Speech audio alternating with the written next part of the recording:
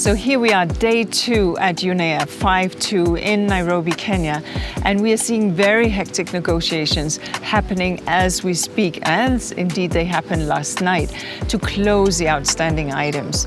And I really commend the very, very hard work by member states. There's a tremendous amount of goodwill to land these ambitious agreements. But on the sidelines of the negotiation, we've also had a leadership dialogue to discuss how can we strengthen environmental multilateralism, what are the lessons that we have learned over the past many decades, and how do we move forward.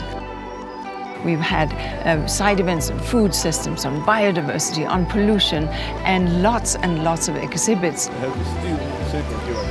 And I, for one, very much look forward to day 3, when the gavel will come down and we will end UNEA 5.2, at which point I certainly hope that we will have clarity and a decision on a pathway towards ending plastic pollution.